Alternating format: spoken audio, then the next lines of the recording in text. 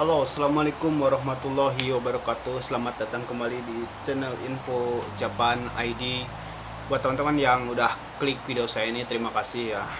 Oke, di video kali ini saya ingin membahas SSW yang berkaitan dengan SSW. Oke, by the way, hari ini panas banget ya Jepang. Hampir berapa ini? 39 derajat.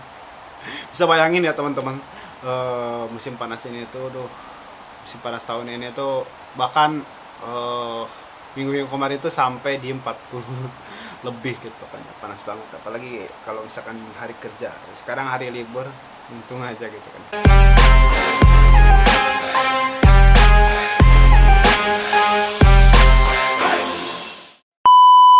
Oke semuanya, jadi di video kali ini saya ingin membahas pekerjaan SSW. Jadi ada banyak bidang-bidang pekerjaan di SSW ya. Dari teman-teman banyak yang ingin tahu mungkin ya, bidang apa aja gitu kan ya di SSW gitu. Tapi ada beberapa bidang yang umum dan yang banyak diminati sama teman-teman dari Indonesia, dan juga ada beberapa bidang yang tidak diminati gitu kan ya, yang pengennya jangan sampai masuk di bidang ini gitu kan ya. Oke, yang langsung aja ya. Yang pertama, bidang yang memang peminatnya itu sedikit tapi dipaksa-paksakan gitu kan, dipaksa-paksakan maksud oleh TSK-nya. Tapi kalau menurut saya, walaupun bidang ini itu cukup berat ya, bidang ini itulah bidang konstruksi ya, kayak asiba, scaffolding, terus apalagi tacking, terus apalagi banyak ya. Jadi yang berhubungan dengan konstruksi itu berat katanya. Mungkin memang ya kalau misalkan musim panas kerja di luar gitu kan berat. Saya juga merasakan, bukan di luar gitu kan, saya kan kerja di dalam gitu, dalam ruangan di pabrik. Kalau musim panas itu udah kayak di neraka aja gitu, apalagi kalau di luar gitu kan ya. Terus kalau misalkan musim dingin juga ya, pasti berat lah ya kalau di konstruksi itu, maupun di Indonesia maupun di Jepang sama kayaknya ya. Tapi yang ngebedain ya, kenapa walaupun berat itu, kalau menurut saya gajinya itu cukup lumayan besar gitu kan ya.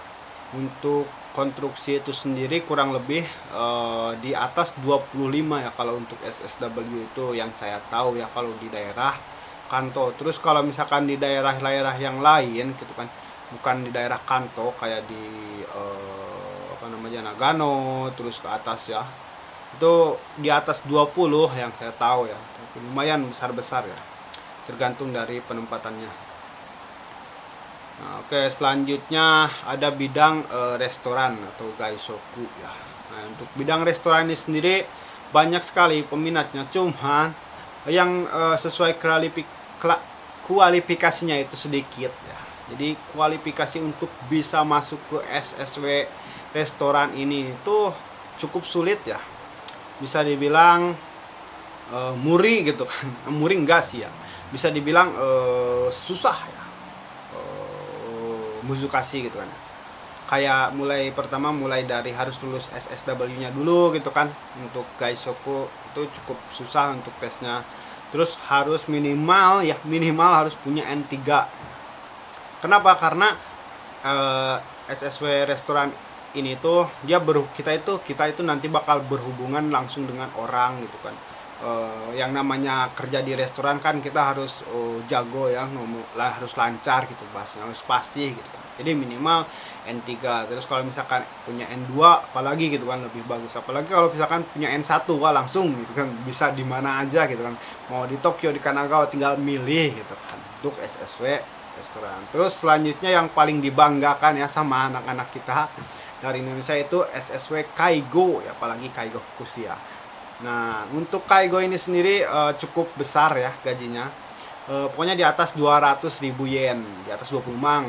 apalagi kalau misalkan banyak yakingnya gitu kan ya. Tetapi untuk kaigo itu nggak ada lemburan ya, bisa dicatat ya, kaigo itu nggak ada lemburan sama sekali. Yang saya tahu ya, dari riset saya yang saya cari tahu dari teman-teman semua gitu kan, kaigo itu nggak ada lemburan. Nah tetapi kerjaannya juga berat boy untuk masuk ke kaigo ya. Rata-rata kaigo itu cewek, tapi ada cowok juga gitu kan ya.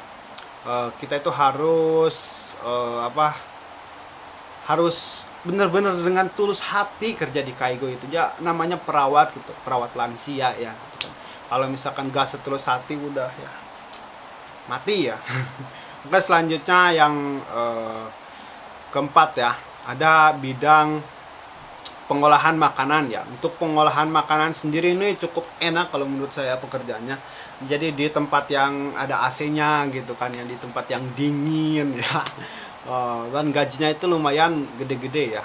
Dan kerjanya itu nggak terlalu kotor kalau menurut saya, sehingga terlalu berat juga ya, dari riset saya itu ya. Oke, selanjutnya ada bidang pertanian dan peternakan. Nah ini cukup populer ya di kalangan anak-anak kita dari Indonesia. Tapi untuk bekerja di bidang ini itu teman-teman juga mesti tinggalnya itu biasanya di daerah-daerah pegunungan, di daerah-daerah yang cukup pedesaan gitu kan ya. Tapi kalau menurut saya lebih baik ya seperti itu ya, daripada tinggal di daerah perkotaan seperti saya gitu kan, dengan biaya hidup yang selangit gitu kan ya. Nah, selanjutnya ada bidang perikanan ya, atau di laut ya. Perikanan dan di laut itu saya kurang tahu ya berapa gajinya, saya juga kurang belajar, nanti saya cari lagi ya pengalaman bukan pengalaman ya, informasi-informasi tentang bidang perikanan. Oke, selanjutnya ada bidang saya sendiri yang sedang saya lakukan sekarang, itu adalah industri pengelasan ya. Jadi industri ini ada banyak ya, ada Kikai Kako, ada pengelasan, ada pengecetan painting, ada kumitate, terus ada cojo pokoknya banyak ya, ada peleburan logam bukan. Pokoknya di bidang industri ini tuh bisa dibilang banyak yang bilang sih kalau anak-anak dari Gemba mungkin ya emang ya enakan di pabrik gitu kan. Tapi kalau menurut saya pribadi ya, di pabrik juga hampir sama boy. Jangan dikira di pabrik itu enak gitu kan, kecuali kalau misalkan memang pabrik itu Kikai Kako ada AC-nya gitu kan. Tapi kalau misalkan pengelasan itu boy, apalagi cujo peleburan pokoknya ya tuh, kalau musim panas itu ya udah mah di luar panasnya sampai 40 derajat, ditambah lagi panasnya api peleburan di dalam, jadi berapa tuh gosong ya. Nah untuk yang peleburan. Nah untuk saya sendiri nggak terlalu ini ya, tetapi kalau misalkan yang saya rasakan itu cukup berat ya untuk di pengelasan itu. Karena apa? Karena saya ini berada di depan robot ya, jadi setiap hari muter robot itu kan habis ngelas pasti panas ya, si yang di lasnya itu, si logam-logam itu. Nah gitu ngalir ke tempat saya gitu kan ya. Sudah mah panas gitu kan ya cuacanya, ditambah panasnya itu dari panas pengelasan itu gitu kan ya. Jadi panasnya kemana-mana. Ketika kita pakai kipas angin kan nggak boleh pakai AC ya, ini pabrik kayak gitu. Jangan dikira di pengelasan itu harus ada AC gitu kan, nggak ada, cuman pakai kipas angin. Jadi begitu muter-muter kipas angin itu ya angin panas saja di situ muter-muter ya. Kurang lebih kayak gitu ya kalau misalkan di pengelasan gitu kan ya. Kalau misalkan di tempat yang lain saya nggak tahu ya. Kalau tempat saya itu kayak gitu. Jadi itulah bidang-bidang dari SSW. Jadi rencananya bidang-bidang yang ini tuh belum semua yang saya sampaikan kepada teman-teman. Jadi masih banyak banget ya. Tapi ini adalah bidang-bidang yang paling populer di antara kalangan anak-anak Indonesia yang mau balik lagi ke Jepang, atau yang lagi pengen ke Jepang gitu kan. Nah bidang yang paling saya saranin itu ya tergantung dari minat teman-teman ya, itu ya yang bisa saya sarankan itu ya. Bisa jadi teman-teman pengennya di peternakan atau pertanian gitu kan, karena teman-teman pengen belajar gitu kan, atau saya mah ke Jepang teh pengen cari duit aja gitu, yang penting gede, ya bisa teman-teman ikut ke konstruksi gitu kan ya. Atau misalkan yang penting bisa berangkat ke Jepang mana aja gitu kan, kayak saya gitu kan ya. Saya mah pengen di Jepang ya. Pokoknya kalau teman-teman pengen ke Jepang jangan saya pengen di sini, saya pengen di situ. Pokoknya sedapatnya aja. Setelah teman-teman berangkat ke Jepang nanti teman-teman bisa rasakan sendiri gitu kan kerjanya gitu kan. Kalau misalkan memang nggak betah, kebetulan SSW ini bisa pindah, jadi teman-teman nanti bisa pindah gitu kan ya. Jadi jangan mikirin dulu job apa nih, siapa yang job ini kayaknya katanya itu, jangan ya. Yang penting teman-teman berangkat dulu aja ke Jepang kalau memang teman-teman pengen bekerja di Jepang, kalau memang teman-teman pengen mengangkat derajat keluarga teman-teman. Karena di Indonesia udah lelah gitu kan ya, kita udah cari kerja kesana kesini ngelamar gitu kan, gajinya cuma segini gitu kan ya di mata dunia itu.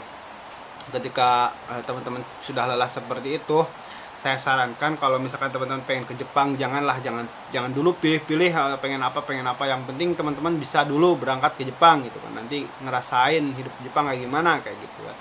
Nah ini tuh yang saya ungkapkan, yang saya bicarakan ini tuh mindset dari IM Japan ya. Jadi saya ini lulusan IM Japan, jadi seperti itu mindsetnya ya. Jadi kita tuh terima aja lah pekerjaan apa yang kita dapatkan gitu kan.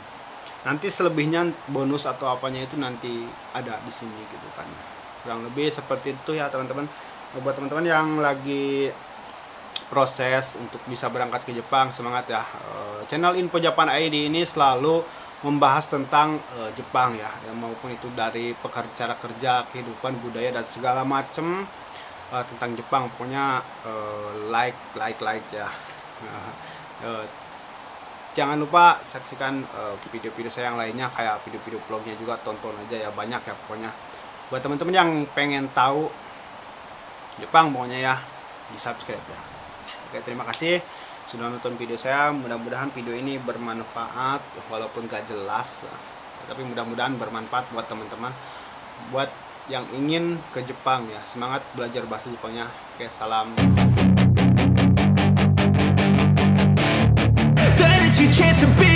Hey kid, don't ever let them get inside your head.